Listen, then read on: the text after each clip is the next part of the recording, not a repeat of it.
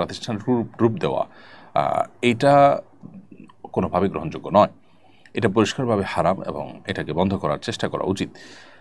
যেখানে আপনি রীতিমতো যৌনপল্লী এবং যৌনকর্মী তারা যেখানে কাজ থাকছেন এবং এটাকে পেশা হিসেবে নিচ্ছেন, তারা সেখানে সেটা লিপ্ত হচ্ছেন, তাহলে তার মানে আপনি এটাকে বৈধতা দিচ্ছেন। এটাকে বৈধতা দেওয়াটা গুনাহ। এবং রাষ্ট্রের টাকা দিয়ে একজন উপদেষ্টা ইতোমধ্যে তাদেরকে প্রণোদনা দিয়ে তাদেরকে তাদের এই কাজকে আরও যাতে তারা চালিয়ে যেতে পারে সেজন্য সহযোগিতা করেছেন, উৎসাহ দিয়েছেন। খুবই দুর্ভাগ্যজনক একটি বাস্তবতা। অধিকারের নাম দিয়ে সমস্ত শয়তানিগুলো পশ্চিমারা করে থাকে, সেগুলোকে আমরা গলদঘরণ করছি, বুঝে কিংবা না বুঝে। অতএব জেনাকে সমাজে প্রতিষ্ঠা করা এবং নর্মালাইজ করার জন্য যদি এই উদ্যোগ নেওয়া হয়ে থাকে সেটা অবশ্যই ভয়ঙ্কর এবং অশুভ, কিন্তু মৌলিকভাবে এই কাজটা শরিয়াত দৃষ্টিকোণ থেকে কোনো অন্যায় কাজ নয়। খাঁচায় বন্দি রেখে পাখি পালন করা জায়েজ আছে কিনা? যেই পাখি বাহিরে সাধারণত উড়ে বেড়ায়, উড়ে বেরিয়ে তার রিজিক আহরণ করতে পারে এবং এভাবে সে বেড়ে উঠেছে, তাকে খাঁচায় বন্দি করে রাখাটা অন্যায়। আর কিছু পাখি এতটাই কোমল, এতটাই তারা নরম প্রকৃতির যে তারা আসলে বাহিরে অন্য 10টা পাখির মতো উড়ে চড়িয়ে বেড়াতে পারে না এবং নিজেদের জীবিকা আহরণ করতে পারে না, বরং অন্যান্য সেই পাখির বা অন্যান্য পশুর আপনার খাবারে পরিণত হয় এবং টার্গেটে পরিণত হয় এবং নিজেকে বিভিন্ন প্রাকৃতিক অপ্রাকৃতিক বিভিন্ন দুর্যোগিতা থেকে রক্ষা করতে পারে না। এই টাইপের কিছু পাখি যেগুলো আসলে পোষার জন্যই বা আপনার খাঁচাতেই তারা বেড়ে ওঠে, এরকম যদি হয় তাহলে সেটা জায়েজ আছে যদি নিয়মিত খাবার টাবার ইত্যাদি দেওয়া হয়। তাহলে আমার পর হজ ফরজ হয়েছে, হয়তো এই ফরজ আমলটি জীবনে একবারই করার সুযোগ পাবো। শুনেছি আপনি প্রতি বছরই হজে যান, আমি আপনার তত্ত্বাবধানে হজ করতে চাই, দয়া করে আমাকে সুযোগ দেবেন এবং কীভাবে আপনার সাথে হজে যেতে পারে জানলে কৃতজ্ঞ থাকবো। প্রথম কথা হলো যে আমি হুদহুদ ট্যুরস অ্যান্ড ট্রাভেলস, আমার খুব কাছের লোকজন যারা আছেন তারা এটা পরিচালনা করেন, তো তাদের সাথে আমি হজে যাচ্ছি গত 3 বছর যাবৎ। আলহামদুলিল্লাহ এখনও পর্যন্ত অভিজ্ঞতা যথেষ্ট ভালো, কোনো ব্যত্যয় সেরকম তারা করেনি, যার কারণে খুবই কমফোর্ট ফিল করছি এবং আলহামদুলিল্লাহ কর্মসন্ন্যার আলোকে হজকে পরিপালন করা, হজকে সম্পাদন করার জন্য আমরা চেষ্টা করে চলেছি। তো আপনি যেতে চাইলে তাদের সাথে যোগাযোগ করতে পারেন। পরিচালনার বিষয়টি সম্পূর্ণ তাদের দায়িত্বের বিষয়, তাদের সাথে আপনি বোঝাপড়া করবেন। শুধুমাত্র শরিয়া রিলেটেড যে গাইডলাইন দেওয়া সেটা আমি আমার সাধ্য অনুযায়ী চেষ্টা করবো ইনশাআল্লাহ। আর অবশ্য তাদের এবছর থেকে তারা কোটা সিস্টেম করেছে যে একটা নির্দিষ্ট কোটার পর তারা হজ যাত্রী নেবে না। অতএব যত দ্রুত সম্ভব হুদহুদ ট্যুরস অ্যান্ড ট্রাভেলসের তার সাথে যোগাযোগ করতে পারেন, আফতাবনগরে তাদের অফিস। পাকিস্তানে ভয়াবহ বন্যায় অসংখ্য হতাহত হয়েছে, প্রতিবেশী হিসাবে আমাদের করণীয় কি? খুবই নির্মম, খুবই দুর্ভাগ্যজনক এবং খুবই ব্যথিত হওয়ার মতো একটি ঘটনা এটি আসলে, যে শত শত মানুষের প্রাণহানি ঘটেছে পাকিস্তানের ভয়াবহ বন্যায়। প্রতিবেশী দেশের এই দুর্যোগে আমাদের উচিত তাদের পাশে সাধ্য অনুযায়ী দাঁড়ানো। আমি অবশ্য এখনও জানি না যে আমরা সরকারিভাবে কোনো উদ্যোগ নিয়েছি কিনা রাষ্ট্রীয়ভাবে তাদের পাশে দাঁড়াবার জন্য, সেটা রেস্কিউ হোক অন্য কোনো দিক থেকে হোক। আমাদের সাধ্য যে খুব বেশি আছে তা না, কিন্তু ক্ষুদ্র সাধ্য নিয়ে সমর্থনীয় হলেও প্রতিবেশী দেশের প্রতি আমাদের সম্প্রীতি জানানো দরকার। এবং যদি সরকার উদ্যোগ না নিয়ে থাকে আমি আহ্বান জানাবো সরকারকে যেন এটার জন্য কোনো না কোনো উদ্যোগ নেওয়া হয় এবং আমরা সাধারণ মানুষ আমরা সে সমস্ত উদ্যোগে সামিল হতে পারি। এছাড়া আল্লাহ রাব্বুল আলামিনের কাছে দোয়া করবো, নিবেদন করবো আল্লাহ রাব্বুল আলামিন এই বন্যায় যারা মারা গেছেন তাদেরকে শাহাদাতের মর্যাদা দান করুন এবং তাদের পরিবারদেরকে আল্লাহ তাআলা শোক সামলাবার তৌফিক দান করুন।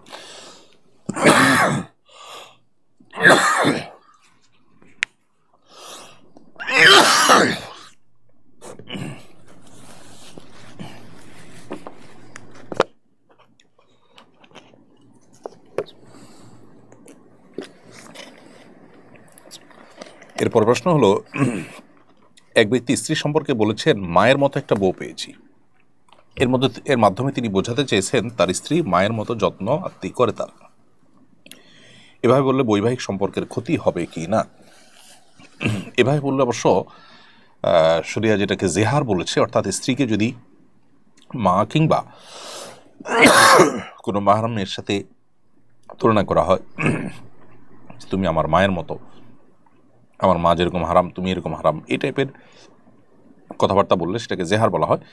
তো এই কথা প্রশ্নে যেভাবে বলেছেন এভাবে বললে এটা জেহারের আওতা পড়বে না, কিন্তু এ ধরনের কথা বলা থেকে বিরত থাকা উচিত, কারণ এটা শুনতে যেমন শ্রুতিকটু, ঠিক একইভাবে এটা জেহারের সাথে সাদৃশ্য হয় এবং ধোঁয়াশা তৈরি করে। বিধায় এ ধরনের কথা না বলে মূল বিষয়টাকে অন্য কোনোভাবে বলা যায় যে সে আমাকে অনেক বেশি যত্ন আত্মি করে, আমার মা আমাকে টেক কেয়ার করতো, এখন মা নেই, অথবা মায়ের অনুপস্থিতিতে সে টেক কেয়ার করে, যত্নার্থী করে, সেটা আপনি বলতে পারেন, কিন্তু একেবারে মায়ের মতো বউ পেয়েছি এরকম বলাটা অনুচিত। যদিও এর কারণে বিবাহ ভাঙবে না কিংবা জেহার হবে না। পুরুষ শিক্ষকের কাছে মেয়ে শিক্ষার্থীদের মৌখিক পরীক্ষা দেওয়া জায়েজ হবে কিনা? পর্দা মেনটেন করে মৌখিক পরীক্ষা দিলে সেটি না জায়েজ হবে না, সেটি জায়েজ হবে। পর্দা পরিপূর্ণভাবে পালন করে পুরুষ শিক্ষকের কাছে মৌখিক পরীক্ষা দেওয়া যেতে পারে। কিছু কিছু মেডিকেলে ট্রান্সজেন্ডার স্বাস্থ্যসেবা কেন্দ্র চালু করা হয়েছে, বিষয়টা কতটুকু গুরুতর মনে করেন এবং এ বিষয়ে আমাদের করণীয় কি? খুবই দুর্ভাগ্যজনক, এটি কোনোভাবেই এটি মেনে নেওয়ার মতো নয়।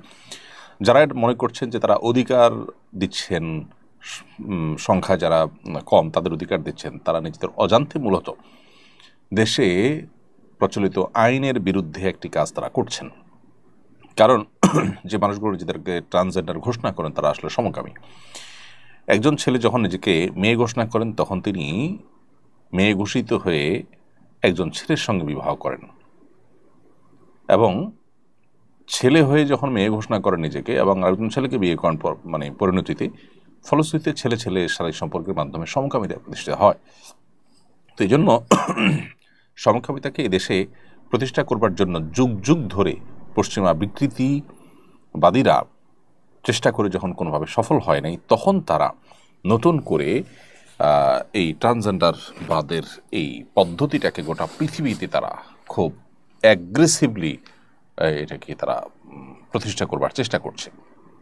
গোটা পৃথিবীতে তারা এটাকে এমন পর্যায়ে নিয়ে গেছে, এটা রীতিমতো সন্ত্রাসের মতো, জঙ্গিবাদের মতো একটা উগ্রবাদ তারা প্রতিষ্ঠা করছে। এবং সেজন্যই কিন্তু রাশিয়া, চায়না সহ পৃথিবীর বহু দেশ তারা কিন্তু এই ট্রান্সজেন্ডার এই মতবাদকে রীতিমতো উগ্রবাদ হিসেবে আখ্যায়িত করেছে। বিধায় আমাদের দেশে মেডিকেলগুলোতে স্বাস্থ্যসেবায় এই ট্রান্সজেন্ডার জন্য আলাদা করে সেবা চালু করা এটা বেআইনি কাজ, এবং আমার মনে হয় এটা বন্ধ করা উচিত। খন্দকার আবু বাকার, আপনি লিখেছেন, জাদু করে মেয়ে বিয়ে দিলে তারপর স্বামী জানতে পারলে কি তাকে তালাক দিতে পারবে? তালাক আল্লাহ তাআলার কাছে সবচাইতে অপছন্দনীয় তালাক, বৈধ বিষয়, যার কারণে একান্ত অনন্য উপায় না হলে তালাকের পথে হাঁটা উচিত না। একেবারে নিরুপায় কোনো উপায় যদি না থাকে তখন শুধুমাত্র তালাকের পথে হাঁটা উচিত। এরপরে প্রশ্ন হলো, সরকারি প্রাইজ বন্ড কেনা জায়েজ হবে কিনা? সরকারি প্রাইজ বন্ড কিনে এরপরের প্রাইজ বন্ডের যে আপনার ড্র হয়, সে ড্রয়ের মাধ্যমে যে অতিরিক্ত টাকা নেওয়া হয় বা টাকা পাওয়ার সুযোগ থাকে, সেটা সম্পূর্ণ হারাম। অতএব আপনি প্রাইজ বন্ড কেনার মানে আপনি সেই ড্রয়ে অংশগ্রহণ করতে চাচ্ছেন, তবে সুদের যে আপনার বিষয়টি রয়েছে এখানে, আপনি 100 টাকার প্রাইজ বন্ড কিনে ধরুন 1 লক্ষ টাকা, অথবা 10,000 টাকার প্রাইজ বন্ড কিনে আপনি 1 লক্ষ 5 লক্ষ টাকা পাওয়ার সুযোগ থাকছে। এই যে সুযোগ থাকছে, সে সুযোগটাই সুদভিত্তিক সুযোগ। তো সেটা নেওয়ার জন্য আপনি মানসিক প্রস্তুতি নিয়েছেন, এটা অবশ্যই হালাল নয়, এটা অবশ্যই হারাম। বিধায় যদি কেউ না জেনে এটা করেও থাকেন, তাহলে প্রাইজ বন্ড সেল করে যে টাকার প্রাইজ বন্ড শুধু সে টাকা তিনি ব্যাক করে নিতে পারেন। আমাদের এলাকার এক ব্যক্তিকে প্রতারণামূলকভাবে অজ্ঞান করে অপারেশনের মাধ্যমে হিজড়া বানানো হয়েছে। সে এক সন্তানের পিতা, যেভাবেই হোক সে একজনের প্রতারণার ফাঁদে পড়ে এই দুরবস্থার শিকার হয়েছে। এ বিষয়ে আমার দুটি জিজ্ঞাসা। এক, এই অবস্থায় এরা পুরুষ হিসাবে বিবেচিত হবে নাকি নারী হিসাবে? 2, হিজড়া বানানোর ব্যবসা বন্ধ আমাদের করণীয় কি? কৃত্রিমভাবে যাদেরকে হিজড়া বানানো হয়েছে তারা মূলত তারা পুরুষ থেকে থাকলে জৈবিকভাবে তারা পুরুষ হিসাবেই বিবেচিত হবে শরীয়তের দৃষ্টিকোণ থেকে। অতএব তাদেরকে হিজড়া মনে করার কোনো কারণ নাই, বরং তারা পুরুষ থাকবে, পুরুষের বিধিবিধান তাদের জন্য প্রযোজ্য হবে। এবং এই ধরনের কর্মকাণ্ড বেআইনি, অবশ্যই অন্যায় কাজ। বিধায় এগুলো বন্ধের জন্য আমাদের প্রত্যেকটা মানুষকে সচেতন হতে হবে এবং সামাজিক প্রতিরোধ গড়ে তুলতে হবে। এক গবেষণা জানা গেছে, ঢাকায় 75,000 পথশিশু নেশায় আসক্ত। এই শিশুদের পুনর্বাসনে রাষ্ট্র সমাজের করণীয় কি? সবচেয়ে সহজ উপায় আমার কাছে মনে হয় এই শিশুদেরকে দেশের সবচাইতে পরীক্ষিত আপনজন ওলামা ইকরাম, যারা দেশের কোনো টাকা বাইরে পাচার করেন না, যারা দেশের বাইরে নিজেদেরকে প্রতিষ্ঠা করবার চেষ্টাও সেভাবে করেন না, বিচ্ছিন্ন কোনো ঘটনা থাকতে পারে। এর বাইরে সাধারণত দেশের ওলামা ইকরাম দেশকে ভালোবাসেন এবং বিশেষ করে এরকম এতিম শিশু, অসহায় শিশু যারা আছে তাদেরকে পুনর্বাসন করে থাকেন। দেশের যে কওমি মাদ্রাসাগুলো আছে, কওমি মাদ্রাসাগুলোতে যে পরিমাণ এতিম অসহায় শিশুরা বসবাস করে এবং তাদের আশ্রয় হয় এবং তারা সুশিক্ষা শিক্ষিত হয় এবং সমাজকে তারা কিছু দিতে পারে, সেটা যদি কওমি মাদ্রাসাগুলো না করতো, ওলামা ইকরাম না করতেন, তাহলে দেশের অবস্থা কোথায় গিয়ে ঠেকতো এবং এরা অপরাধ জগতের সাথে কতটা মিশে পড়ে ভয়ঙ্কর অবস্থা সৃষ্টি করতো সেটা বলার অপেক্ষা রাখে না। মাদ্রাসাগুলোর উদ্যোগ নেওয়ার কারণে তারা যেখানে পথ শিশু থেকে বা আপনার এতিম অসহায় শিশু থেকে তারা দেশের সুনাগরিকে পরিণত হয়ে দেশের বরং নানাভাবে তারা অবদান রাখছে, তারা আলেমে পরিণত হচ্ছেন, মানুষকে দীক্ষা দিচ্ছেন তাদের অনেকে। সেই জায়গা থেকে আমার কাছে মনে হয় ঢাকা যে ৭৫,০০০ পথ শিশু নেশা আসক্ত হওয়ার কথা শোনা যাচ্ছে, তাদের পুনর্বাসনের জন্য ওলামা ইকরামকে দায়িত্ব দেওয়া হোক। যে সমস্ত এনজিওগুলো বিদেশিদের কাছ থেকে তহবিল এনে তারা নানাবিধ মুখরোচক প্রজেক্ট ইত্যাদির কথা শোনায় এবং এ জাতীয় শিশুদের দায়িত্বভার গ্রহণ করে, তাদের কাছে এরা কখনো ততটা নিরাপদ নয়। অতএব ওলামা ইকরাম বা কওমি মাদ্রাসাগুলোতে তাদের পুনর্বাসনের ব্যবস্থা করা হলে আমার মনে হয় যে এই সমস্যার সবচাইতে ভালো সমাধান করা সম্ভব। হজ ফরজ হওয়ার পর ইচ্ছাকৃতভাবে বিলম্ব করলে গুনাহ হবে কিনা? হজ ফরজ হওয়ার পর তৎক্ষণাৎ হজ আদায় করা উচিত, এটাই হলো সংখ্যাগরিষ্ঠ ইমামদের মত। যদি তৎক্ষণাৎ না করে বিলম্ব করে তাহলে গুনাহগার হবে মানুষ, যদিও বিলম্ব করে পরে হজ করে ফেললে সেই গুনাহটা উইথড্র হয়ে যাবে। তারপরেও হজ ফরজ হওয়ার পর বিলম্ব করা উচিত না, কারণ নবী করিম সাল্লাল্লাহু আলাইহি ওয়াসাল্লাম বলেছেন, তাআজ্জালুল হজ, তোমরা হজ দ্রুততার সাথে করো, অর্থাৎ বিলম্ব করবে না। ফাইন্না আহাদাকুম লা ইয়াদরি মা ইয়ারিদুল্লাহ, কারণ তোমাদের কেউ জানে না তার জন্য কি অপেক্ষা করছে বা কিসের মুখোমুখি সে হবে। মুসনাদ আহমদে বর্ণিত আব্দুল্লাহ ইবনে আব্বাস রাদিয়াল্লাহু আনহু থেকে বর্ণিত হাদিসের আলোকে বোঝা যায় যে হজ আমাদের দ্রুততার সাথে করা উচিত। স্বাস্থ্য উপদেষ্টা পিতৃত্বকালীন ছুটি চালু করার সম্ভাবনার কথা জানিয়েছেন, আদতে এর প্রয়োজন আছে বলে মনে করেন কিনা, আর এটি শরীয়ত সম্মত কিনা? মাতৃত্বকালীন ছুটি থাকে, খুব যৌক্তিক। ঠিক একইভাবে পিতৃত্বকালীন একটা ছুটি থাকাটা আমার কাছে অযৌক্তিক মনে হয় না। সেটা হতে পারে 2-4-5 দিন, কিন্তু সন্তান হওয়ার পর একজন পিতার কিছু ব্যস্ততা থাকে, নিশ্চয়ই সেই ব্যস্ততার জন্য তাকে একটা ছুটি দেওয়াটা আমার কাছে অন্যায্য মনে হয় না। ঢাকা কলেজ ও সিটি কলেজের শিক্ষার্থীদের মধ্যে প্রায় সংঘর্ষের ঘটনা ঘটে, অনেক আগে থেকে এই সংস্কৃতি চলে আসছে, কোনো উদ্যোগে এটা বন্ধ করা যাচ্ছে না। দুই প্রতিষ্ঠানের শিক্ষার্থীদের প্রতি আপনার নসিহত কী হবে? দেখুন,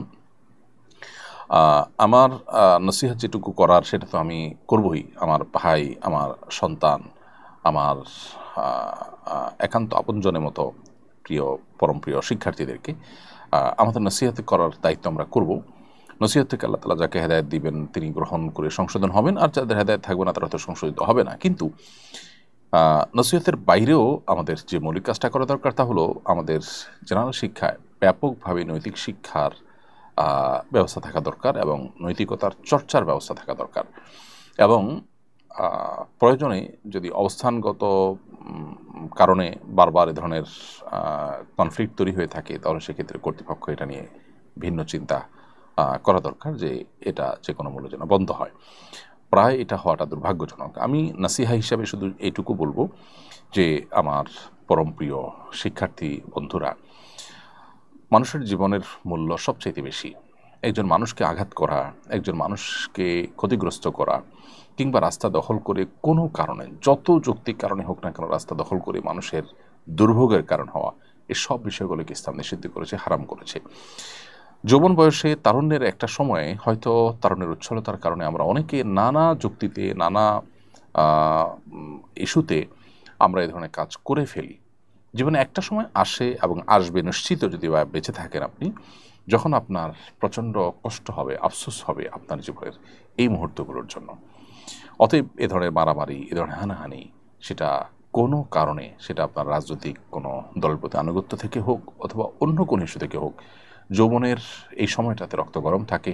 ঠুনকো ইস্যুকে কেন্দ্র করে আমার কোনো বন্ধুকে কেউ আঘাত করেছে, কিছু বলেছে, অতএব আমি তুলকালাম করে ফেললাম, এরকমটি অনেক সময় তরুণদের মধ্যে হয়ে থাকে। কিন্তু বয়সে একটা সময় এসে এগুলোর জন্য অনেক আফসোস হয়, কিন্তু মানুষ আর পেছনে ফিরতে পারে না। এই জন্য বুদ্ধিমান তরুণদের কাজ হলো তারা এই সমস্ত ক্ষেত্রে নিজেকে নিয়ন্ত্রণ করবার চেষ্টা করে। একজন মুসলিম তরুণ তিনি নিজেকে নিয়ন্ত্রণ করবার চেষ্টা করবেন, নিয়ন্ত্রণহীন হবেন না, অতএব সবর করবেন এবং কোন অবস্থাতেই অন্যায়, অন্যকে আঘাত করা, মানুষের দুর্ভোগের কারণ হওয়া এগুলোতে কখনো সামিল হবেন না।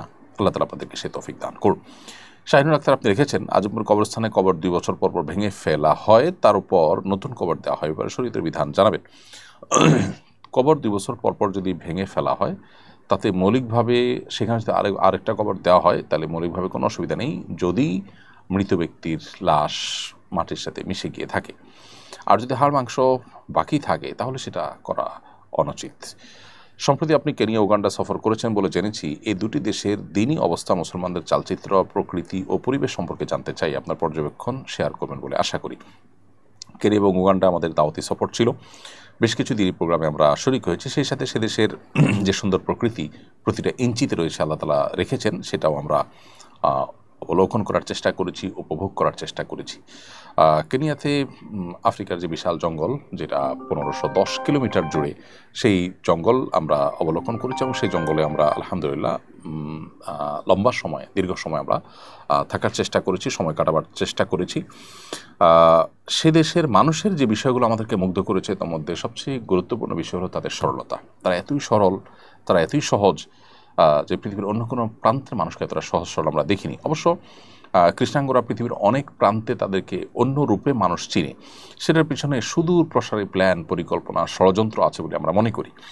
আমরা আফ্রিকার যে সমস্ত মানুষগুলোকে দেখার সুযোগ হয়েছে এই সামান্য সময়ের মধ্যে, তাদেরকে দেখে আমাদের সহজ সরল মনে হয়েছে। তারা অল্পতে তুষ্ট থাকেন, অল্প কিছু পেলে তারা খুশি হয়ে যান এবং আল্লাহ তাআলা তাদেরকে অনেক ক্ষেত্রেই আমাদের চাইতে ভালো রেখেছেন। সুশৃঙ্খল, রাস্তাঘাটে দেখা যায় মানুষজন খুবই সহনশীল থাকে। আমাদের মতো গাড়ির হর্ন, আমরা উগান্ডাতে 2-3 দিন যাবৎ টানা আমরা বিভিন্ন দিকে সফর করেছি, শহরে, রাজধানীতে, আমরা হর্ন শুনতে পাইনি আমাদের দেশে যেভাবে শোনা যায়। এবং রাজনৈতিক পোস্টারগুলো যেভাবে যেখানে সেখানে সাঁটানো হয় আমাদের দেশে, যেখানে সেখানে সাঁটানোর সিস্টেম নিয়ে পরে খুব সুন্দর করে একটা বোর্ডের মধ্যে রেখে তারপরে রাস্তার এক পাশে সেটাকে সুন্দরভাবে লাগানো হয়। কারো ওয়ালে, তার বাড়ির দেয়ালে, যেখানে সেখানে রাজনৈতিক আপনার এই যে পোস্টার, তারপরে দেয়াল লিখন, এগুলো করা হয় না সচরাচর। আর অনেক ভালো দিক আছে। আর পরিবেশগত দিকটা হলো যে আমরা আফ্রিকার জঙ্গলে গিয়েছি, সেখানে একেবারে কাছে থেকে সিংহ, জেব্রা ধরে খাচ্ছে, শিহরিত হওয়ার মতো এরকম দৃশ্য দেখবার সুযোগ আমাদের তৈরি হয়েছে। এবং সিংহ এত কাছে থেকে দেখা এবং অনেকগুলো সিংহ, আমরা একবার বেশ 8টা সিংহ গাড়ি থেকে মাত্র 10-20 হাত দূরে অবস্থান করতে দেখেছি। এবং হাতি থেকে নিয়ে আরও নানা রকমের প্রাণী, আল্লাহর যে বড় সৃষ্টি আছে, জেব্রা, জিরাফ, এই সবগুলো আলহামদুলিল্লাহ অবলোকন করবার সুযোগ আল্লাহ তাআলা দিয়েছেন। যাদেরকে আল্লাহ তাআলা এই সুযোগ দিয়েছেন, যারা সেদিকে থাকেন অথবা দাওয়াতি কাজে যান, তারা পাশাপাশি জঙ্গলে আল্লাহর এই অপরূপ সৃষ্টিটা দেখে আসার চেষ্টা করবেন। আল্লাহর প্রতি ঈমান বৃদ্ধি হয় এবং সন্তানিভাবে শেখার মতো আমাদের অনেক কিছু আছে এই সমস্ত প্রকৃতি এবং পরিবেশ থেকে। উগান্ডা এবং কেনিয়া উভয় দেশের পরিবেশকে আমরা দেখি যথেষ্ট পরিচ্ছন্ন। তারা অর্থনৈতিকভাবে অনেক পিছিয়ে আছেন, তাদের জিডিপি অনেক কম, সন্দেহাতীতভাবে তারা আমাদের চাইতে অনেক ক্ষেত্রে হয়তো অনুন্নত, কিন্তু পরিবেশটা আমাদের কাছে অনেক বেশি, যতটুকু আমরা দেখেছি ততটুকুতে পরিচ্ছন্ন মনে হয়েছে। মুসলমানদের চালচিত্র হলো, যারা মুসলমান তারা আসলে অনেক বেশি সিরিয়াস মুসলমান। অনেকগুলো মাদ্রাসা আমরা গিয়েছি, মাদ্রাসার ছাত্ররা খুবই সাধারণ জীবনযাপন করে, সামান্য পাউরুটি আর লাল চা খেয়ে দিনাতিপাত করে, কলার ভর্তা করে সেটাই শুধু লবণ দিয়ে খেয়ে তারা দিনাতিপাত করে। যদিও কেনিয়া এবং উগান্ডার মানুষ, বেশিরভাগ মানুষেরই দরিদ্র সীমায় তারা বসবাস করেন এবং তারা খুবই সাধারণ জীবনযাপন করেন। তারপরে তাদের মুখে হাসি থাকে, অল্পতে তারা খুশি হয়ে যায়। একটা ক্যান্ডি দিলে একটা বাচ্চাকে অনেক বেশি খুশি করে ফেলা যায়। মসজিদগুলোতে তেলাওয়াতের যে সৌন্দর্য, আজান ইকামতের যে সৌন্দর্য, সেটা আমাদের দেশে এতটা নেই। মাদ্রাসাগুলোতে বাচ্চাদের আরবি ভাষার মান, তারপরে তেলাওয়াতের বিশুদ্ধতা, হিফজের কোয়ালিটি ইত্যাদিতে তারা অনেক ক্ষেত্রে আমার কাছে মনে হয় যে আমাদের চাইতে এগিয়ে আছে। আল্লাহ রাব্বুল আলামিন আফ্রিকার এই ভূখণ্ডতে যে সমস্ত প্রাকৃতিক সম্পদ আছে সেগুলোকে লুট করবার জন্য পশ্চিমাদের যে ষড়যন্ত্রগুলো আছে সেগুলো থেকে এই দেশটাকে হেফাজত করুন, এই দেশের মানুষকে আল্লাহ তাআলা হেফাজত করুন, আমরা সেই দোয়া করি। প্রিয় দর্শক, অনুষ্ঠানের পর্যায়ে আমরা ছোট্ট একটা বিরতিতে যাচ্ছি। বিরতির পর আবার আপনাদের সঙ্গে আমরা ফিরে আসবো এবং বিরতির পর আবার কয়েকটি প্রশ্ন উত্তর দেওয়ার চেষ্টা করবো। সে পর্যন্ত আমাদের সঙ্গেই থাকবেন ইনশাআল্লাহ। ব্যক্তি স্বাবলম্বী না হলে পরিবার এগোবে না, পরিবার না এগোলে সমাজ এগোবে না। সমাজ না এগোলে রাষ্ট্র থমকে দাঁড়াবে। তাই ব্যক্তিকে স্বাবলম্বী করে তুলতে আস সুন্নাহ ফাউন্ডেশন স্বাবলম্বীকরণ প্রকল্প হাতে নিয়েছে কয়েক বছর আগে। এই প্রকল্পের আওতায় শুধু 2024 সালেই 2052 জনকে 30,000 টাকা মূল্যের স্বাবলম্বী উপকরণ দেওয়ার পর বেশিরভাগই ঘুরে দাঁড়িয়েছে। 2025 সালে দক্ষ দরিদ্র জনগোষ্ঠীকে 50,000 থেকে 3 লক্ষ টাকা মূলধন উপকরণ দেওয়ার কার্যক্রম ইতোমধ্যেই শুরু হয়েছে। অসহায় এই সব মানুষের ঘুরে দাঁড়ানোর গল্পে আপনিও অংশীদার হন।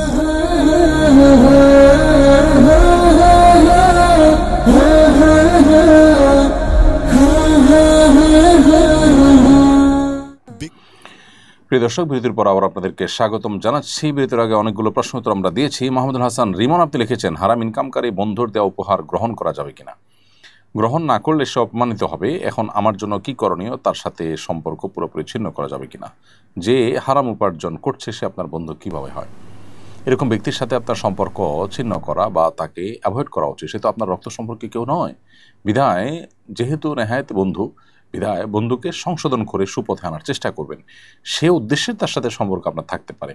আর না হলে হারামে লিপ্ত মানুষকে আপনি অনবরত এবং দিব্যি বন্ধু হিসাবে গ্রহণ করে যাওয়া, এটা আপনার আদর্শের সাথে যায় না, ইমানের সাথে যায় না। এরপরে যদি সে হারাম কিছু দিয়ে থাকে, বিনয়ের সাথে তাকে আপনি বোঝাবেন এবং আপনার অপারগতার কারণও আপনি তাকে ব্যাখ্যা করে এক রকমের দাওয়া তার সামনে নিবেদন করবেন।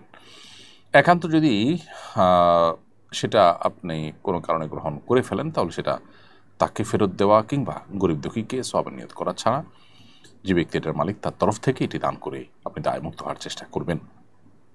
আর যদি তার হারাম উপার্জনের পাশাপাশি হালাল আর উপার্জনও থাকে, মিশ্র উপার্জন থাকে, তাহলে সেক্ষেত্রে আপনি তার কাছ থেকে সাধারণ উপহার গ্রহণ করতে পারেন। আরমান হাসান আপনি লিখেছেন, মসজিদে দ্বিতীয় জামাতের বিধান কি? যদি মসজিদ, রাস্তাঘাট, স্টেশন বা পাবলিক প্লেসে এমন কোনো জায়গা হয় যেখানে প্রচুর মানুষ হয়, ছোটো নামাজের জায়গা আছে, সেখানে সব মানুষ একসাথে জামাত করার সুযোগ থাকে না, তাহলে সেখানে বারবার জামাত হওয়াতে দোষের কিছু নেই। কিন্তু নিয়মতান্ত্রিক যে মসজিদগুলো আছে সেই মসজিদগুলোতে মূলত জামাত একটাই হতে হবে। কারণ একাধিক জামাত যদি সেখানে নিয়মই রাখা হয় যে আধা ঘন্টা পরপর জামাত হবে, তো স্টেশনের বা আপনার ফেরিঘাট ইত্যাদি পাবলিক প্লেসের যে মসজিদগুলো থাকে সেগুলোতে হিউজ মানুষের গ্যাদারিং এবং এক জামাতে সবাই নামাজ পড়তে পারেন না, সেগুলোর কথা ভিন্ন। কিন্তু নিয়মতান্ত্রিক মহল্লার যে মসজিদগুলো থাকে এগুলো তো একটা জামাতেই সব মানুষের জামাতে নামাজের শরীক হওয়ার সুযোগ রয়েছে। সেখানে হয়তো কেউ আসতে পারেন না বা কারো দেরি হয়ে যায়, সেটার কারণে নিয়মতান্ত্রিকভাবে দ্বিতীয় আরেকটা জামাত প্রতিষ্ঠা করা অনুচিত এবং নাজায়েজ। কারণ এটি যদি করা হয় তাহলে সেক্ষেত্রে মসজিদে জামাতের যে মূল উদ্দেশ্য সেটাই কিন্তু ব্যাহত হয়ে যায়। তারপরে যদি এক দুজনের জামাত ছুটে যায়, তারা মসজিদের বারান্দায় বা মসজিদের পেছনে কোথাও তারা যদি জামাতের নামাজ পড়ে নেন, ইনশাআল্লাহ সেটি জায়েজ হবে। ফোকাহ হানাফ মৌলিকভাবে দ্বিতীয় জামাতকে মাকরুহ বলেন। তবে যেটি বললাম যে কারো জামাত ছুটে গেছে, তারা মসজিদের কোনো এক পাশে প্রান্তে বারান্দায় কোথাও দাঁড়িয়ে জামাত আদায় করে নিলেন, তো সেটা জায়েজ আছে। কারণ নবী করিম সাল্লাল্লাহু আলাইহি ওয়াসাল্লাম মসজিদ নবীতে জামাত শেষ হওয়ার পর এক ব্যক্তি আসছেন, তাকে আরেকজনের সাথে জামাতের জন্য উদ্বোধন নবী সাল্লাল্লাহু আলাইহি ওয়াসাল্লাম করেছেন। মৌলিকভাবে নিয়মতান্ত্রিকভাবে একাধিক জামাত মসজিদের মধ্যে প্রতিষ্ঠা করা উচিত না। আমি একজন ভারতীয় বাঙালি মুসলিম, আমাদের উপর দিন দিন চাপ বেড়েই চলেছে। আমরা বহু প্রজন্ম ধরে এখানে বসবাস করছি। আমার দাদারও জন্ম এখানে, অথচ এখন প্রতিদিন নাগরিকত্ব হারানোর ভয়ে থাকি। এ অবস্থা আমরা কী করতে পারি? দেখুন, এ বিষয়ে আপনাদের দেশের যে সমস্ত আলেমরা আছেন তারা আপনাদেরকে ভালো গাইডলাইন করতে পারবেন। আপনাদের দেশের পুরো পরিস্থিতি যেহেতু আমরা জানি না, ওয়াকিফ হাল না, সেজন্য আপনাদেরকে আমরা গাইডলাইন করাটা আমাদের জন্য কঠিন, গাইডলাইন দেওয়াটা কঠিন। আপনাদের জন্য দোয়া করি, আল্লাহ তাআলা আপনাদেরকে হেফাজত করুন এবং আপনাদের দেশের বিচক্ষণ বিদগ্ধ ওলামা ইকরামের সাথে পরামর্শ করে আপনাদের করণীয় ঠিক করবেন। আমরা আপনাদের জন্য দোয়া করি, আল্লাহ আপনাদেরকে হেফাজত করুন, রক্ষা করুন। মোহাম্মদ সুফিয়ান আহমদ লিখেছেন, শায়েখ দুই সিজদার মাঝখানে কোনো কিছু না পড়লে নামাজ হবে কিনা? না ভাই, নামাজ হয়ে যাবে। দুই সিজদার মধ্যবর্তী যে দোয়া রব্বিগফিরলি ওয়ারহামনি ওয়াহদিনি ওয়াআফিনি শেষ পর্যন্ত, এই দোয়া পাঠ করাটা ওয়াজিব বা আবশ্যক নয় বিশুদ্ধ মত অনুযায়ী, যদিও আরব ওলামা ইকরাম, বিশেষ করে সৌদি আরব ওলামা ইকরাম এটাকে আবশ্যক মনে করেন। রাকিব হাসান আপনি লিখেছেন, আমাদের একটা গরু দুর্ঘটনার শিকার হওয়ার কারণে তার একটা পা কেটে ফেলা হয়, গরুটাকে জবাই করা হয়নি, এই পা খাওয়া যাবে কিনা? উত্তর হলো, এই পা খাওয়া যাবে না। কারণ নবী করিম সাল্লাল্লাহু আলাইহি ওয়াসাল্লাম একটা হাদিস বর্ণিত হয়েছে যে কোনো প্রাণী থেকে যদি কোনো জীবিত অবস্থায় কোনো অংশ কাটা পড়ে যায় তাহলে সেটা মৃত ধরা হবে। অতএব কোনো জীবিত গরুর পা কেটে পড়ে গেছে, শরীরের কোনো অংশ কেটে পড়ে গেছে, কোনো অংশ থেকে গোশত কেটে পড়ে গেছে, ওটা খাওয়া যাবে না, কারণ এই গোশতের এই অংশটাকে মৃত ধরা হবে। জবাই করার পর প্রাণের গায়ে যে গোশত থাকে বা যা থাকে সেটা খাওয়া হালাল হতে পারে, কিন্তু জবাই করা ছাড়া যদি কোনো কিছু শরীর থেকে আলাদা হয়ে যায়, বিচ্ছিন্ন হয়ে যায়, সে অংশটা খাওয়া হালাল হবে না। ফিলিস্তিনকে কি মুসলিম বিশ্ব ভুলেই গেল? কিছুই করার নেই। এই জন্য কি মুসলিম বিশ্বের শাসকরাও আমরা জনগণ আল্লাহর কাছে দায়ী হব না? দায়মুক্ত হওয়ার কোনো উপায় থাকলে জানাবেন। আল্লাহ মাফ করুন। আমাদের সাধ্যের সবটুকুন দিয়ে চেষ্টা করে যাওয়া, ফিলিস্তিনি মানুষের পাশে দাঁড়ানোর জন্য সোচ্চার থাকা, তাদের পক্ষে কথা বলতেই থাকা এবং তাদের উপরে জুলুমকারীদের যতভাবে বয়কট করা সম্ভব, অর্থনৈতিকভাবে বয়কট করা, তাদের পণ্য বয়কট করা, এগুলো আমাদের নিয়মিত যেমন করা উচিত, ঠিক তেমনিভাবে তাদের এই জুলুমের বিরুদ্ধে আমাদের গোটা বিশ্বের মানুষের মুখ খোলা উচিত। আমাদের জন্য সবচেয়ে লজ্জার বিষয় হলো যে অমুসলিম কান্ট্রিগুলো, যেমন অস্ট্রেলিয়ার মতো দেশ, স্পেনের মতো দেশ, অনেক অমুসলিম কান্ট্রিগুলো পর্যন্ত, ফ্রান্সের মতো দেশ, অনেকগুলো দেশ যাদের অনেক বিষয়ে আমরা সমালোচনাও করি, কিন্তু তারা পর্যন্ত ফিলিস্তিনিদের জুলুমের বিরুদ্ধে, তাদের উপরে যে জুলুম চলছে সেটার বিরুদ্ধে তারা কথা বলছে। সেখানে মুসলিম রাষ্ট্রগুলো সেরকম শক্তিশালী কোনো ভূমিকাই নিচ্ছে না, মুখ দিয়েও তারা সেভাবে তেমন কোনো কথা বলছে না। এর চাইতে দুর্ভাগ্যজনক বাস্তবতা বোধ আমাদের সামনে আর কিছুই হতে পারে না। এই জন্য আল্লাহ তাআলার কাছে আমাদের গণ ইস্তেগফার করা উচিত আমাদের এই গণ অপরাধের কারণে। আল্লাহ তাআলা আমাদেরকে রক্ষা করুন এবং হেফাজত করুন এবং আমাদের সংশোধন করুন এবং তাদেরকে আল্লাহ তাআলা রক্ষা করুন এবং হেফাজত করুন। এই জুলুম থেকে আল্লাহ তাআলা তাদেরকে উদ্ধার করুন। গুনাহগার বান্দি আইডি থেকে আপনি লিখেছেন, বাবার মামাতো ভাইকে কি বিয়ে করা যাবে? বাবার মামাতো ভাই আপনার জন্য মাহরাম নন। বাবার মামাতো ভাই এর সাথে আপনি মেয়ে হিসাবে পর্দা করতে হবে। যে আপনার মাহরাম নন তার সাথে বিবাহ বন্ধনে আবদ্ধ হতে কোনো অসুবিধা নেই, সেই হিসাবে বাবার মামাতো ভাইয়ের সাথে বিবাহ বসতে কোনো অসুবিধা নেই। নুসরাত জাহান মাহিলা আপনি লিখেছেন, আমার হাজব্যান্ড আমাকে অভদ্র ভাষায় গালিগালাজ করে আর সবার সামনে আমাকে ছোট করে, এক্ষেত্রে আমার করণীয় কি? আমাকে পরামর্শ দেবেন এবং আমার হাজব্যান্ডকে নসিহা করবেন প্লিজ। প্রথমত, গালি সর্বাবস্থায় খারাপ, সেটা ভদ্র ভাষায় অভদ্র ভাষা যেটাই বলুন না কেন, সর্বাবস্থায় খারাপ এবং নিষিদ্ধ এবং নাজায়েজ এবং হারাম। সিবাবুল মুমিনি ফুসুক, নবী সাল্লাল্লাহু আলাইহি ওয়াসাল্লাম বলেছেন কোনো ইমানদারকে গালি দেওয়াটা গুনাহের কাজ। অতএব যিনি তার নিজের স্ত্রীকে এটি করছেন তিনি ডাবল গুনাহ করছেন। একে তো একজন মুসলিমকে তিনি গালি দিচ্ছেন, দ্বিতীয়ত স্ত্রী যাকে আল্লাহ তাআলা বলেছেন, যার সম্পর্কে আল্লাহ বলেছেন ওয়া আশিরুহুন্না বিল মারুফ, তোমরা তোমাদের স্ত্রীদের সাথে সুন্দরভাবে দিনাতিপাত করো, সেটার লঙ্ঘন তিনি করছেন। এজন্য তার উচিত ইস্তেগফার করা, তওবা করা। আর বোন, আপনাকে বলবো আপনি সবর এবং ধৈর্যের মাধ্যমে এটা মোকাবিলার চেষ্টা করবেন, তাকে নাসিহা করে বোঝানো, অন্যদের মাধ্যমে বোঝানোর চেষ্টা করবেন, দোয়া করবেন আল্লাহর কাছে। একটা সময় ইনশাআল্লাহ আল্লাহ তাআলা আপনাকে এই পরিস্থিতি থেকে মুক্তি দান করবেন এবং সবরের জন্য আপনি আল্লাহর কাছে অবশ্যই বিনিময় লাভ করবেন। আল্লাহ তাআলা মানুষকে অনেকভাবে পরীক্ষা করেন। এই পরীক্ষা যদি আপনি উত্তীর্ণ হন, দেখা যাবে আপনার জন্য ভালো কিছু অপেক্ষা করছে দুনিয়া কিংবা আখিরাতে ইনশাআল্লাহ তাআলা। এমডি আকিল হোসাইন আপনি লিখেছেন, একজন অটো চালক ভাড়ার বিনিময়ে হিন্দুদের তাদের মন্দিরে পৌঁছে দিতে পারবে কি না? মৌলিকভাবে অটোরিকশায় অন্য ধর্মাবলম্বীদেরকে বহন করতে কোনো অসুবিধা নেই। আপনি কাউকে কোনো একটা ডেস্টিনেশনে দিয়ে আসলেন, দিয়ে আসার পর সে সেখানে কি করবে সে দায়টা আপনার উপরে বর্তাবে না, কিন্তু সুনির্দিষ্ট করে আপনি যদি জানেন যে এই লোকটা এই কাজের জন্যই যাচ্ছে, তখন আপনি তার সহায়কের ভূমিকা এটাতে অবতীর্ণ হওয়াটা অনুচিত, কারণ অন্যায় কাজে সহযোগী হওয়া আমাদের জন্য নাজায়েজ। আমি সবসময় বিপদে থাকি, কীভাবে বুঝবো কোনটা আল্লাহর পরীক্ষার কোনটা আল্লাহর আযাব? যে কোনো সাধারণ বিপদই আল্লাহর পক্ষ থেকে পরীক্ষা হতে পারে, আবার আমাদের কোনো অপরাধের কারণে আল্লাহর পক্ষ থেকে শাস্তিও হতে পারে। তো এটা নিরূপণ করা জরুরি না। আপনি সবসময় যে কোনো বিপদে আল্লাহর কাছে ইস্তেগফার করবেন, এতে গুনাহ মাফের সম্ভাবনা যেমন তৈরি হবে, বিপদ থেকে মুক্তি লাভের রাস্তাও আপনার জন্য সুগম হবে ইনশাআল্লাহ তাআলা। কারণ নবী সাল্লাল্লাহু আলাইহি ওয়াসাল্লামের হাদিস রয়েছে যে ব্যক্তি ইস্তেগফারকে আঁকড়ে ধরে, আল্লাহ তাআলা তাকে যে কোনো কঠিন পরিস্থিতি থেকে উত্তরণের জন্য অভাবনীয় পথ আবিষ্কার করে দেন।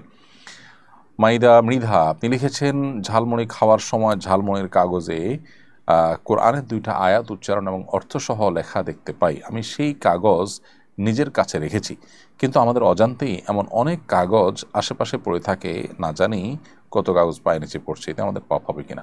অজান্তে যদি হয় তাহলে সেক্ষেত্রে আপনার কোনো গুনাহ হবে না। জ্ঞাতসারে যদি হয়, আপনি দেখতে পান কোনো আয়াত, তাহলে সেক্ষেত্রে সেটাকে সসম্মানে মাটির নিচে দাফন করে দেওয়া, কোথাও ফেলে রাখা, এমন কোনো জায়গায় যাতে অসম্মানিত না হয় সেটা আপনি করবেন, কিংবা আগুনে পুড়িয়েও ফেলতে পারেন যাতে করে সেটা অসম্মানিত না হয়। কৃত্রিম বৃষ্টিপাতের মাধ্যমে শুষ্ক মরুভূমিকে সবুজ বানানোর উদ্যোগ গ্রহণ করেছে সৌদি আরব। এর আগে কৃত্রিম বৃষ্টিপাত ঘটিয়েছে আরব আমিরাত। এটা আল্লাহর সৃষ্টিতে হস্তক্ষেপ বলে বিবেচিত হবে কিনা, এবার ইসলাম কি বলে? সাধারণত মেঘমালার রাসায়নিক পদার্থ ছিটিয়ে কৃত্রিম বৃষ্টিপাত ঘটানো হয়ে থাকে। আল্লাহ রাব্বুল আলামিন মেঘমালার মাধ্যমে আমাদেরকে বৃষ্টি দিয়ে থাকেন। কোরআনে কারিমে আল্লাহ তাআলা বিভিন্ন জায়গায় বিষয়ে কথা বলেছেন। আল্লাহ তাআলা ইরশাদ করেছেন, হুয়াল্লাযী খালাকা লাকুম মা ফিল আরদি জামিআ, দুনিয়ার সব কিছু তোমাদের জন্য সৃষ্টি করেছেন। যেহেতু আল্লাহ তাআলা আমাদের জন্যই সব কিছু সৃষ্টি করেছেন, অতএব আল্লাহর এই সৃষ্টি থেকে উপকৃত হওয়ার জন্য কোনো পদ্ধতি, কোনো প্রক্রিয়া যদি মানুষ আবিষ্কার করে, মৌলিকভাবে সেটি নাজায়েজ কোনো বিষয় নয়। বিধায় বৃষ্টি মেঘমালা থেকে আল্লাহ তাআলা আমাদেরকে দান করে থাকেন, সেটা যদি কোনো কৃত্রিম উপায়ে আমরা নিজেরা ঘটাতে পারি এবং বৃষ্টিপাত করতে পারি, তাহলে সেটা মৌলিকভাবে কোরআন হাদিসের কোনো নিষিদ্ধ বিষয়ের মধ্যে পড়ে না, বা কোনো বিষয় এর লঙ্ঘন হয় না, যেটি আল্লাহ তাআলা কোরআন সুন্নাতে আমাদেরকে মানতে নির্দেশ করেছেন, এরকম কিছু লঙ্ঘন হয় না। বিধায় মৌলিকভাবে এটাকে নাজায়েজ বলবার কোনো কারণ নেই, যদি এটাতে বড় কোনো ক্ষতির দিক না থাকে। এই রাসায়নিক পদার্থ ছিটিয়ার মাধ্যমে যে কৃত্রিম বৃষ্টিপাত ঘটানো হয়ে থাকে, এখানে যদি মৌলিকভাবে পরিবেশের বা মানব জাতির জন্য কোনো হুমকির বিষয় না থাকে, তাহলে সেক্ষেত্রে এটা নাজায়েজ নয়। আল্লাহর সৃষ্টি জগৎ থেকে উপকৃত হওয়াতে যদি আল্লাহ আমাদের জন্য হালাল করেছেন, বিধায় এটা আল্লাহর সৃষ্টিতে হস্তক্ষেপ নেই, বরং আল্লাহর সৃষ্টি থেকে উপকৃত হওয়ারই একটা ভিন্ন প্রক্রিয়া, যেটা মৌলিকভাবে কোনো নিষিদ্ধ বিষয় নয়। সুমন লিখেছেন, কেউ যদি স্বপ্নে দেখে যে অমুক তারিখে ওয়াজ মাহফিল করতে হবে, সেটা কি তার বাস্তবায়ন করতে হবে? আমাদের গ্রামের অপরিচিত একজন আমলদার বৃদ্ধ লোক বলেছেন, আল্লাহ দেখিয়েছেন তো ওই তারিখ তোমাকে ওয়াজ মাহফিলের আয়োজন করতে হবে, না হয় তোমার ক্ষতি হবে। এটা একেবারেই কুসংস্কারচ্ছন্ন বিষয় এবং কুসংস্কারপূর্ণ বিষয়। কারোর স্বপ্ন, এ ধরনের স্বপ্ন কখনো দলিল হতে পারে না, এবং কেউ যদি স্বপ্নে দেখে যে অমুক তারিখ ওয়াজ করতে হবে, অমুক জায়গায় যেতে হবে, অমুকে এটা দিতে হবে, এর মাধ্যমে কোনো আবশ্যকীয়তা প্রমাণ হয় না। বিধায় এটা নেহায়েতই তার ধারণা। এমডি শাহিনস ভয়েস এআইডি থেকে আপনি লিখেছেন, স্ত্রী অন্য ছেলের সাথে চলে যাওয়ার পর যদি বলে, মহারণা মাফ করে দিয়েছি, তুমি আমাকে তালাক দিয়ে দাও, তাহলে করণীয় কি? উত্তর হলো যে স্ত্রীর চাওয়ার প্রেক্ষিতে যদি তালাক দেওয়া হয়, তাহলে সে তালাক যেমন হবে, আবার মহারণা মাফ হয়ে যাবে। এটাকে খোলা তালাক বলা হয়। একজন জনপ্রিয় অভিনেত্রী জানিয়েছেন, তিনি অনেক বছর ধরে লিভ টুগেদার করছেন, একজন পুরুষের সঙ্গে এক বাসায় থাকছেন। তিনি বিয়ের চেয়ে বন্ধুত্বকে গুরুত্বপূর্ণ বলে সাব্যস্ত করছেন। বিয়ের আগে পরস্পর বোঝার জন্য এভাবে একত্রে বসবাস করা এবং প্রকাশ্যে বলার কারণে আরও অনেক উৎসাহিত হয় বলে মনে করেন কিনা, এবং বিশেষ একটা শ্রেণীর মধ্যে ধীরে ধীরে গড়ে ওঠা এরকম মনোবৈকল্য দূরীকরণে আমাদের কিছু করার আছে কিনা। খুবই দুর্ভাগ্যজনক একটি বিষয় যে দেশের মুসলিম অমুসলিম যে কোনো ধর্মের মানুষ এই দেশে বসবাস করছে, তাদের সবাই বৈবাহিক সম্পর্কে বিশ্বাসী। শুধু তাই নয়, পৃথিবীতে মানব ধারা টিকে থাকার জন্য বিবাহ একমাত্র মাধ্যম। অতএব সেটাকে নিরুৎসাহিত করার জন্য পশ্চিমা যে কৃষ্টি আছে, সেই পশ্চিমা কৃষ্টি কালচারকে দেশে আমদানি করাটা এটা অত্যন্ত গর্হিত কাজ। আমি তাকে আহ্বান করব তিনি এই পথ থেকে যেন ফিরে আসেন।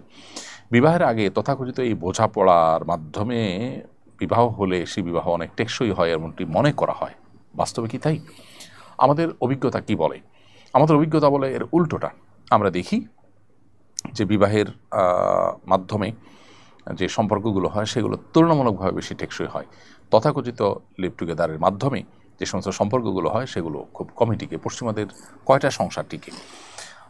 অতএব এ ধরনের সমাজ বিরোধী এবং মূল্যবোধ বিরোধী বিষয় কর অবস্থাতেই আমাদের সমাজে চর্চা হতে দেওয়া উচিত নয়। মাসুদ লিখেছেন, কেউ যদি রাতে শোয়ার আগে সূরা কাফরুন পড়ে ঘুমায়, তাহলে আল্লাহ তাকে শিরকের পাপ থেকে বাঁচাবেন। আমার প্রশ্ন হলো, এখানে কি ছোট বড় সকল প্রকার শিরকের কথা বলা হয়েছে? আল্লাহ কি তাকে মৃত্যুর আগ পর্যন্ত এই পাপ থেকে বাঁচিয়ে রাখবেন যদি সে আমলটা করেন? সূরা কাফরুন পাঠ করে শোয়ার কথা হাদিসে রয়েছে, সেটা আমরা চেষ্টা করব। বাট এটা পড়লেই আল্লাহ তাআলা আপনাকে অটোমেটিক সকল শিরক থেকে বাঁচিয়ে রাখবেন, ব্যাপারটা সেরকম সব ক্ষেত্রে নয়। বরং আল্লাহ তাআলা আপনাকে রক্ষা করবে না, আপনার চেষ্টাও সেখানে থাকতে হবে যাতে করে শিরক থেকে আপনি বেঁচে থাকতে পারেন। এমডি আব্দুল সালাম লিখেছেন, আমার নাম আব্দুল সালাম, অনেকেই আমায় শুধু সালাম বলে ডাকে, যেহেতু এটা আল্লাহর গুণবাচক নাম, তাই অনেকে বলছে নামটি রাখা ঠিক হয়নি, তাদের কথা কি ঠিক, আমার কি গুনাহ হবে কিনা? প্রথম কথা হলো যে সালাম আল্লাহ তাআলার এমন নাম যে সালাম শব্দের অর্থটা শুধু আল্লাহর সঙ্গেই বিশেষায়িত না, বরং এর বাইরেও প্রয়োগ হয়। বিধায় আপনাকে শুধু সালাম বলে রাখলে গুনাহ হবে না। দ্বিতীয় কথা হলো যে কারো নাম আব্দুল সালাম রাখলে মানুষ যদি তাকে বিকৃত করে ডাকেও, তাহলে নাম রাখাটা গুনাহ বা ভুল হয়েছে এমনটি মনে করবার কোনো কারণ নেই। এটা আরেকটা ভুল ধারণা। মাইলস্টোন স্কুলের দুর্ঘটনায় শিক্ষিকা মেহরিন চৌধুরী নিজের জীবন বাজি রেখে শিক্ষার্থীদের বাঁচিয়েছিলেন। কারো জীবন বাঁচাতে গিয়ে যদি নিজের জীবন বিপন্ন হওয়ার আশঙ্কা থাকে, তখন করণীয় কি? নিজের জীবন দিয়ে হলেও কি অন্যকে বাঁচানোর শরীয়তের নির্দেশ? কাউকে আগুনে পড়ে যেতে দেখলে বা পানিতে ডুবে যেতে দেখলে বা কোনো বিপদে পড়ে যেতে দেখলে তাকে রক্ষা করার জন্য সামর্থ্য অনুযায়ী চেষ্টা করা আমাদের উপর অবশ্য কর্তব্য। যারা সুস্থ সবল আছেন, যাদের সুযোগ আছে, তারা বিপদে নিপতিত মানুষকে উদ্ধার করবার জন্য তাদের চেষ্টা করতে হবে, যেটা আজকাল আমাদেরকে করতে দেখা যায় না। আমাদেরকে অনেককে নির্বিকার দাঁড়িয়ে থাকতে দেখা যায়, ভিডিও ছবি তুলতে দেখা যায়। আমরা ন্যূনতম রিস্ক নিয়েও মানুষকে উদ্ধার করার চেষ্টা করি না, এমনকি রিস্ক ছাড়া থাকলেও অনেক সময় দেখা যায় যে আমরা নির্বিকার দাঁড়িয়ে থাকি। এটা খুবই দুর্ভাগ্যজনক একটি বিষয়। সামর্থ্য থাকলে সেটি আমাদের করা উচিত। যদি সামর্থ্য না থাকে, ব্যাপারটা এরকম হয় যে আমাদের সামর্থ্যের বাইরে, তাহলে সেটা আর ওয়াজিব থাকে না। সামর্থ্য না থাকলেও আমাদের অন্তত চেষ্টা, পরিকল্পনা, যাতে করে উদ্ধার তৎপরতা কোনোভাবে বাধাগ্রস্ত না হয়, সেই চেষ্টা আমাদের করা উচিত। অনেক সময় দেখা যায় আমরা উৎসুক জনতা রাস্তাঘাট বন্ধ করে সেটা দেখার, ছবি তোলার, ভিডিও তোলার জন্য আমরা চেষ্টা করি। ততক্ষণে দেখা যায় যে উদ্ধারকারী টিম তারা এসে প্রবেশ করতে পারেন না এবং বাধাগ্রস্ত হন। তো সেরকমটি আমাদের করা উচিত না। অবশ্য কারোর যদি এমন হয় যে কাউকে উদ্ধার করতে গেলে নিজের জীবন ধ্বংস হবে নিশ্চিত, তাহলে সেটা কিন্তু জায়েজ নয়। আপনি কাউকে উদ্ধার করতে গেলে আপনি যদি মনে করেন যে আপনি নিজেই আপনার মৃত্যু নিশ্চিত, তাহলে সেক্ষেত্রে আপনি নিজেকে মৃত্যুর দিকে ঠেলে দিয়ে আরেকজনকে উদ্ধার করতে যাবেন, উদ্ধার তো করতে পারবেই না, বরং আপনি মৃত্যুবরণ করবেন, সেটা কিন্তু জায়েজ হবে না, যেহেতু এটা আত্মহত্যার মধ্যে পড়ে। যদি কেউ উদ্ধার করলে উদ্ধার করতে পারেন, উদ্ধার করে নিজেও রক্ষা পেতে পারেন, সেরকম সম্ভাবনা থাকে এবং সেই সম্ভাবনার ভিত্তিতে তিনি চেষ্টা করেন, এরপর তিনি যদি মারা যান, তাহলে আল্লাহর কাছে তিনি বিপুল পরিমাণ সওয়াব লাভ করবেন, যেহেতু তিনি অন্যায় কিছু করেনি, বরং তিনি মানুষকে উদ্ধার করার জন্য নিজের জীবনকে রিস্কের মধ্যে ফেলেছেন। এখানে ব্যাপারটি এরকম না যে তার ধ্বংস হওয়া বা তার মৃত্যু নিশ্চিত বা তার রক্ষা পাওয়ার কোনো উপায় নেই যদি উদ্ধার করতে চান, বরং উদ্ধার করতে গিয়ে তিনি কিছুটা রিস্ক নিয়েছেন, জাস্ট এটুকু। তো এটুকু তো আমাদের করতেই হবে, সেটা শুধু জায়েজ নয়, বরং সেটা আমাদের জন্য বিপুল পরিমাণ সওয়াবের কারণ হতে পারে এবং আল্লাহ তাআলার কাছে এর জন্য প্রতিদান প্রাপ্ত হবেন তিনি। এবং পানিতে আগুনে কাউকে উদ্ধার করতে গিয়ে যদি পানিতে আগুনে ডুবে কিংবা পুড়ে মারা যায় কেউ, তাহলে সেক্ষেত্রে তিনি শাহাদাতের মর্যাদা লাভ করবেন ইনশাআল্লাহ। স্কুল কলেজের শিক্ষার্থীদের জন্য ক্লাসে মোবাইল ফোন ব্যবহার নিষিদ্ধের চিন্তা করা হচ্ছে, বিষয়টা কীভাবে দেখছেন? খুবই পজিটিভ এবং ইতিবাচক একটি সিদ্ধান্ত। এবং শুধু ক্লাসে কেন, আমাদের তরুণদের একটা বয়সে আসার আগ পর্যন্ত তাদের মোবাইল ফোনের ব্যবহার নিরুৎসাহিত করা উচিত, এমনকি সোশ্যাল মিডিয়ার ব্যবহার কন্ট্রোল করা খুবই গুরুত্বপূর্ণ। আমার বোন ঢাকায় পড়েন, বাবাকে নিষেধ করলেও উনি বারণ করেন না। নারী শিক্ষার্থী দূরে একা পড়ালেখা করতে পারবে কিনা? যদি মাহরাম নিয়ে আসেন, দিয়ে আসেন এবং সেখানে পর্দার সাথে পড়ার পরিবেশ থাকে, তাহলে হলে থেকে বা টিউশনের বাসায় থেকে যেখানে পর্দার সাথে পড়তে পারেন, আসা যাওয়া করতে পারেন, সেরকমটি করলে সেটা জায়েজ আছে। সেটা যদি না হয়, পর্দার বিধানে যদি ব্যাঘাত ঘটে, মাহরাম ছাড়া সফর করতে হয়, তাহলে সেটা কিন্তু জায়েজ নয়। আপনি আপনার বাবাকে নিষেধ করেছেন, তারপরেও তিনি করলে তিনি আল্লাহর কাছে দায়ী থাকবেন। আপনি বোনকে বোঝাবেন এবং দোয়া করবেন তাদের হেদায়েতের জন্য। জুবাইর লিখেছেন, নামাজ কাজা আদায় করতে কি একামত দিতে হবে? একামত যদি কয়েকজন মিলে আপনার জামাত কাজা হয়, তাহলে সেক্ষেত্রে সেটা আদায় করার জন্য একামত দিয়ে তারপরে কাজা আদায় করবেন, এটাই হলো সুন্নাহ। ফিরোজ আহমদ লিখেছেন, অজু করার পর যদি সন্দেহ হয় কাপড় নাপাক কিনা, তাহলে কাপড় পাল্টে আবার অজু করতে হবে নাকি কাপড় পাল্টে সালাত আদায় করা যাবে? অজু করার পর যদি আপনার সন্দেহ হয় কাপড়ের মধ্যে নাপাক কি আছে, তাহলে আপনি এর সাথে আপনার অজু দোহরানোর কোনো সম্পর্ক নেই, কারণ কাপড়ে নাপাক থাকলে অজু হওয়া না হওয়াতে কোনো সম্পর্ক নেই। অজু করার পর কাপড়ে নাপাক আছে মনে হলে আপনি কাপড়টা পাল্টে তারপরে নামাজ পড়বেন, তাহলে যথেষ্ট হয়ে যাবে। আমার দুটি প্রশ্ন। প্রথম প্রশ্ন হলো, অনুমতি ছাড়া সরকারি জায়গায় যেমন রাস্তা, নদীর পাড় কিংবা শিক্ষা প্রতিষ্ঠানের আঙ্গিনায় গাছ লাগানো এবং সে গাছের ফল গ্রহণ করা জায়েজ হবে কিনা। দ্বিতীয় প্রশ্ন হলো, অনুমতি ছাড়া কোনো ব্যক্তি মালিকানাধীন জমির মালিক অজ্ঞাত অব্যবহৃত জমির ফসল উৎপাদন করা বৈধ হবে কিনা, যেখানে জমি আগাছা ইত্যাদি থেকে পরিচ্ছন্ন থাকার কারণে মালিকের খুশি হওয়ার সম্ভাবনা রয়েছে। প্রথম প্রশ্ন উত্তর হলো যে সরকারি এবং খাস যে সমস্ত জায়গাগুলো আছে, যে জায়গাগুলোতে আপনার